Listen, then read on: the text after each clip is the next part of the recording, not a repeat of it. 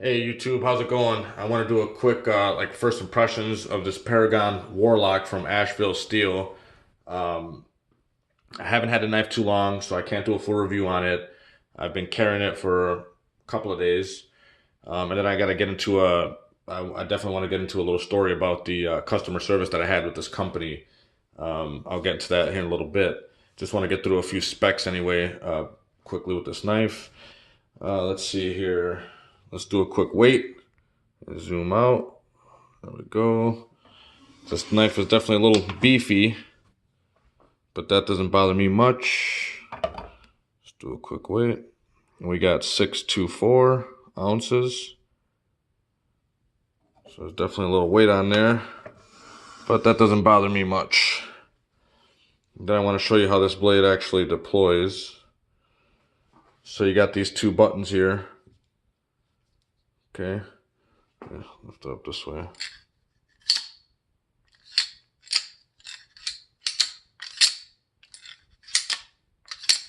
There you go. All right. Takes a little practice to get real good at it. It's kind of like a timing thing with this whole knife. All right. So anyway, this one is the Paragon Warlock with Sorcerer's Grind. Now that means that you got obviously the grind here. This is their Sorcerer's Grind where they do these cutouts here, these grinds. They all come with the fuller, but the other ones that don't have this particular Sorcerer Grind on it is just a smooth blade. These come in many different colors and stuff like that. This one here is the Sniper Gray version. Okay, S30V steel, double edge, sharpened on both sides. Clip is reversible. The contouring on this knife is super nice. I think this is a 6061 T6 aluminum, I believe. That's anodized, hard anodized. It's got kind of like a powdery feel to it. Let's see here. Came really sharp, so you can see how that works. Got like a clamshell type opening. Super nice machining, real on point there. Real precise. Like I said, everything's contoured real nice. These are going to be T6 torque screws. Okay, so you got two here, you got two here. Okay, there we go. Let's pull this out again. Just kind of rolls out. All right. So anyway, let's see here. Blade length is 4 inches about. You got a cutting edge of about 3 3/4 of an inch, more or less, of cutting surface. Now, one of the things I really like about this knife, this opening mechanism, is that it's not only unique. I haven't seen anything else like it. But with an OTF, you can also have the double-edged sharpened dagger with an OTF. But the thing about those is that there's usually a little bit of blade play where this is super solid. Like right now, if I hold it like this, just kind of holding it, there's a little bit of up and down. There's no side to side, but just a little bit of up and down. But when I hold the knife, when I actually grab it, it gets rid of that blade play. It's like rock solid now. It's just super rock solid lockup. So that's awesome. Another thing I really like about this blade or this design in general is that it stays clean. You know, when the knife is put away, you know, it's enclosed. You don't have to worry about anything getting into that knife or anything like that. So a lot, you know, you don't have to worry about centering. A lot of guys are always worrying about their centering or, you know, having to clean out the internals of their knife constantly with lint. Or when they deploy the knife, a piece of lint might get into the action and it might not have a secure lockup. I've had that happen with certain knives before. You know, like certain back locks and stuff like that. So you don't have to worry about that with this knife. Another thing that's great is like a folding knife, it might fail you, which I've never had happen, you know, but under extreme situations, I guess, a folding knife could fail you and could fold down on your fingers. And an OTF, if you were like stabbing into something really hard with an OTF for whatever reason, if it were to fail you, yeah, it won't fold down and slice your finger, but it'll go inside the blade. Like the OTF will just suck back in and, you know, it'll just do that. Whereas this knife here is actually pretty cool because when you have it out in this position here, when it's open and you're squeezing out of that handle, that knife ain't going to do anything. It's not going to go inside the handle. It's not going to fold down on you because you have it locked in position. So it is a ridiculously strong way to have a knife held open. When you're holding onto that handle, I mean, I'm telling you, this knife, it's not going to go, it can't go inside, you know, like OTF, because it can't do that. And it's not going to fold back in on your fingers because you have it clasped closed. It's stuck closed like that, and you're squeezing it. So it's the only way for it to fold back down is if you push these and you open it. So I mean, this is actually a really neat system here they got going on with this knife.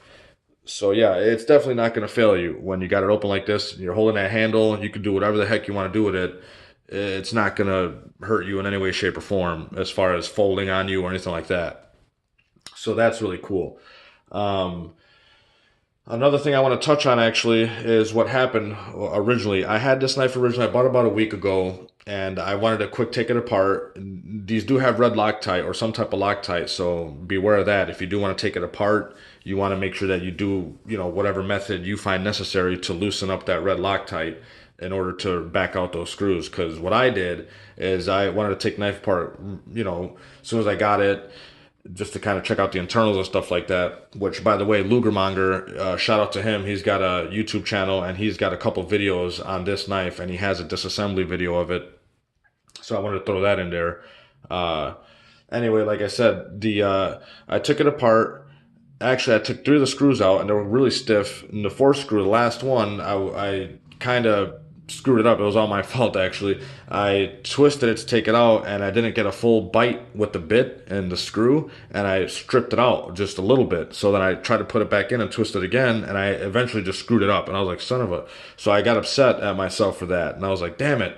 I stripped out a brand new knife, a screw on a brand new knife. So, you know, whatever. Anyway, I got upset about that, and the screws are really hard. They're not soft screws by any means. It was just me, like I said, at an angle, kind of angled it. It was totally my fault. All the screws came out just fine.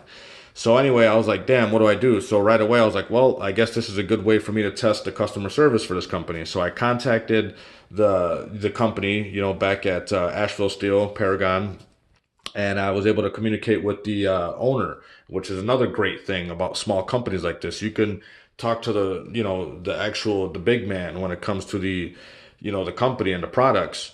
So I emailed him right away. I said, hey, you know, I told him what happened.